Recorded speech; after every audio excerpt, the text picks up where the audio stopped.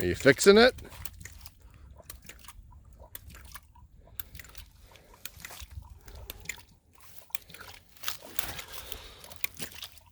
All right, so we got this ram pump running. I talked to you guys about this a little bit last year. I made some changes. Last year it was kind of dry, and it ended up, we only was able to run this pump for about, I don't know, maybe 2 or 3 months out of the year. It was kind of pathetic, really. So what we did was we took and I moved my bucket catch lower so that I didn't have to rely on the spring staying running so fast. So my water is now starting from right here, from this pipe that we have running. The spring comes right down out of here where the old pipe was. There's nothing in that PVC pipe now. It just comes right down here, runs into this pipe under our driveway, spills into this bucket that kind of acts like a sediment catch, and from there it goes into this drive pipe that runs down to my ram pump. Now, I had some vegetation end up getting in the outlet pipe coming out of the pump, and I need to change that pipe. It almost looked like canned spinach coming out of it. So I think what I'm going to do now is I'm going to work on tearing some of that pipe out and putting some new line in. I already tried blowing it out with compressed air. I just don't have enough power to get it blown out. I cut the pipe in half.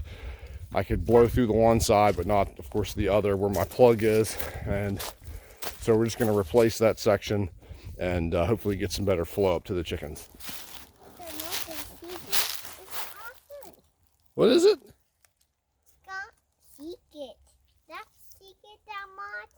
You see that mud? Are you jumping in muddy puddles? Is that what you're doing? Yes. All right, so this here is a union, one of the shark bite unions. Bought a new tool from Lowe's from Shark Bite. It's the first time using it. I guess we'll see if this separates easier than the little clips. Yeah, it actually wasn't bad. And you can see, of course, this upper side is the one that had did not have the plug in this upper end. Whenever I cut it to kind of test where my plug was, I was able to blow right straight through this one, no problem. So this piece of pipe I'll definitely be making sure I hang on to and figure out how to use this thing again. Specific. And I eventually want to run the water up higher to a tower. I think I talked about that last year as well. Hasn't happened yet, but it is on the to-do list. So this lower section of pipe going down to the pump, that's what I'm going to go ahead and replace. So I'm going to go grab the other roll of line. I got a 300-foot roll of line, and we're going to get it hooked into the pump now. All right, so this is where the water pipe ends coming up from the pump. We just got it running into this little water for the chickens here. It just kind of spills over, but with that restriction in the line, pretty good restriction, it is just was trickling out of here. There was hardly any flow at all. So that's, of course, what I'm trying to remedy. So we're gonna get this here all wound up, and we'll put this away. And I should have enough with that 300 foot, I think, to just get it right straight up here in one shot. If not, we'll piece together some pipe. It's not really that big a deal.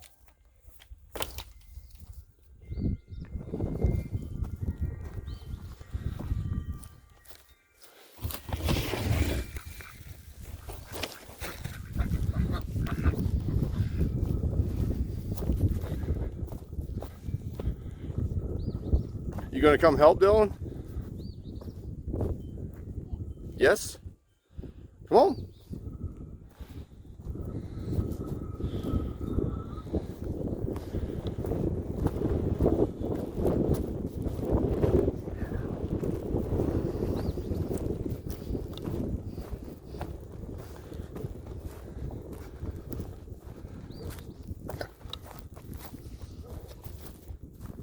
I don't want him following me down through there. I've got a tree I gotta cut down. I don't want him walking under that.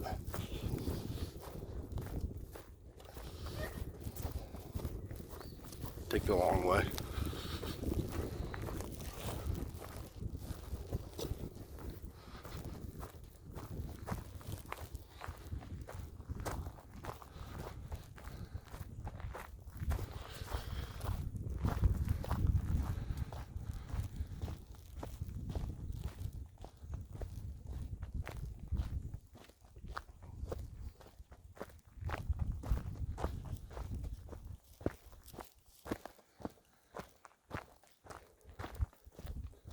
it'll sit there and keep cycling. I hear it down there still running, even though it has no output. I think as soon as we get this hose on there, I think it's really gonna start flowing nice again.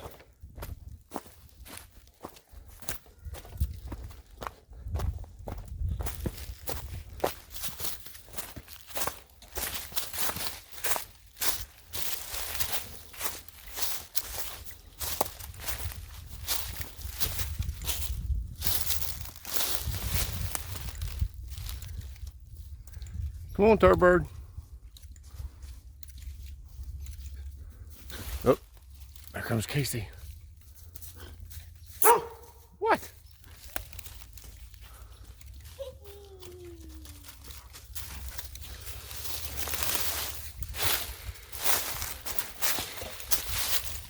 All right, I'm going to go ahead and shut this drive pipe off by simply turning that ball valve and release this line here.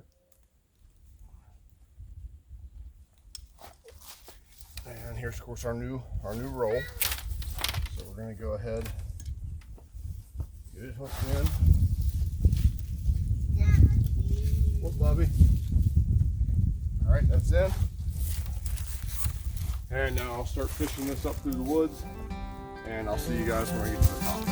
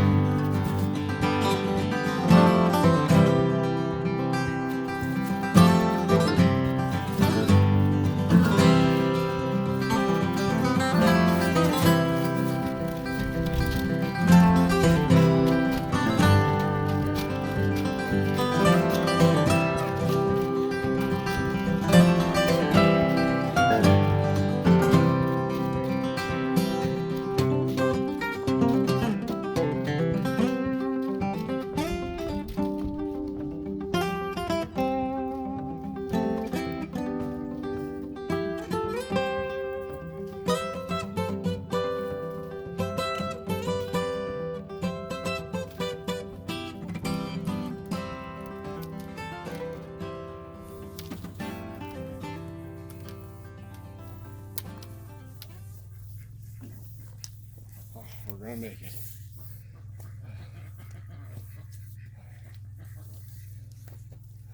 Uncoil it. Whoop, there she goes. Okay, after that whole fiasco, I think we're finally ready to give it a try.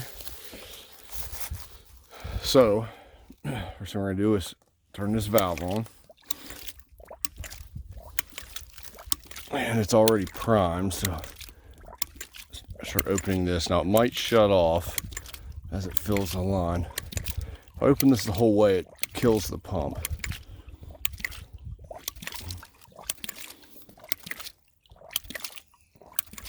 We'll give that some time to start filling the delivery line, and then we'll see what kind of result we have up at the chickens.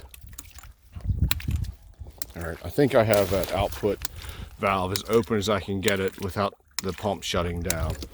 So let's start walking up. It's been running for a minute or so, and we'll start seeing if we have water.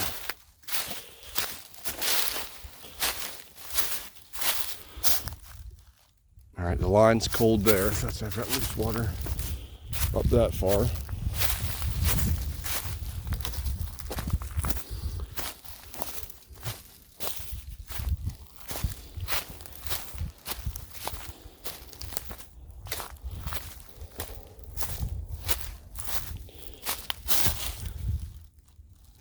Cold there.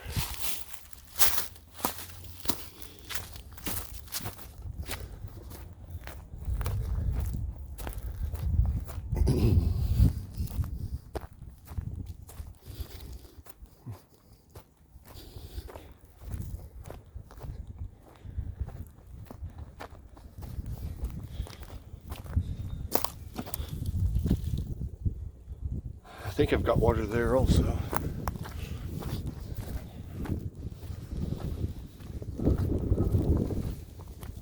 It's easier to tell on a hot day, that cold spring water.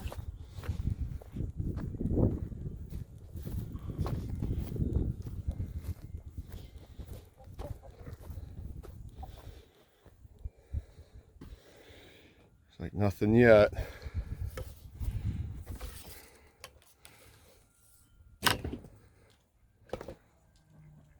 Nope, just a couple more minutes, we'll see.